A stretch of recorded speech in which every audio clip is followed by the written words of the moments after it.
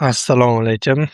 Bugun sizlar bilan qanaqa qilib o'zbekcha gapira oladigan sun'iy intellektda video tayyorlashni o'rganib chiqamiz.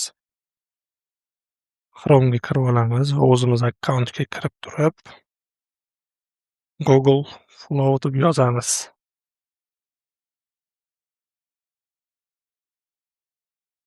Google Flow deb yozganimizdan so'ng shunaqa oyna chiqadi. Shu oynani Create with Flow deb bosib olamiz. Bosib olganimizdan keyin mana shunaqa narsalar chiqadi. Ya'ni rozilik so'raydi.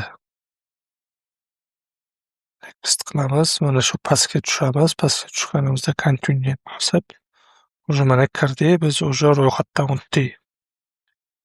New project, yangi proyektga bosamiz va bizda tekin versiyada 100 ta kredit beradi. 100 ta kreditdan taxminiy 5 ta video qilsa bo'ladi. Bu yerda esa mana text to video frames bizga asosan hozir matn asosida video kerak bo'ladi. Ya'ni biz nima xohlayapmiz, qanaqa video kerak bo'lsa, shuni tekst qilib yozamiz. O'zi aslida bu yerga promptda, ya'ni son formatda, ya'ni dasturlash tili formatida berish kerak, kuchli prompt berish kerak, lekin oddiy boshlanishiga oddiy o'zbekchada yozsak ham bo'ladi. Demak, biz yozib qolamiz. Yoshi 25-30 yoshlardagi yigit o'zbekchada sun'iy intellektda video qilishni o'rgandim. Rahmat senga, Shahrizod desin.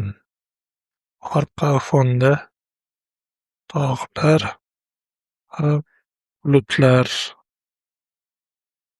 bo'lsin. Bu endi judayam oddiy promptdan bo'lmaydi. Oddiy bir tekst. Buni o'zi aslida yanayam yaxshi qilib formatlarini son formatda bersak, biz judayam zo'r natija olamiz. Endi bu boshlanishiga birinchi qilib ko'rishga bu tekst bo'laveradi. Ya'ni bu yerdan video formatini tanlaymiz. 916 Reels yoki 16:9 YouTube formatda. Nechta versiya chiqarsin? Bitta yetadi. Qaysi modelda qilsan?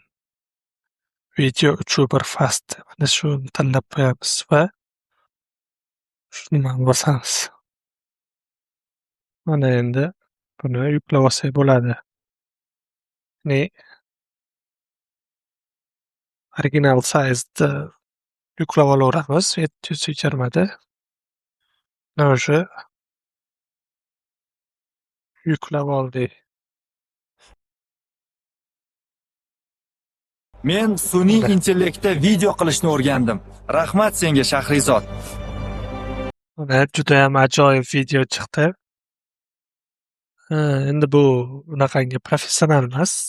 Hech narsa, ya'ni sun'iy intellektda hali hech qanaqa bilimga ega bo'lmagan odam uchun qisqacha video darslik tayyorladi. Endi buni professional tarzda qilishlarda uni judayam 2 ta, 3 ta yoki 4 ta dars qilish kerak bo'ladi. Menimcha keyingi darsliklarda qo'yib boramiz uni. Rahmat hammaga. Agarda siz mana shu darslik orqali video qilgan bo'lsangiz, albatta Instagram storyga qo'ying, mani atmetga qiling. Albatta men ham sizni atmetga qilib, o'zimni storyamda qo'yaman. Rahmat hammaga. Sog' bo'linglar, salomat bo'linglar.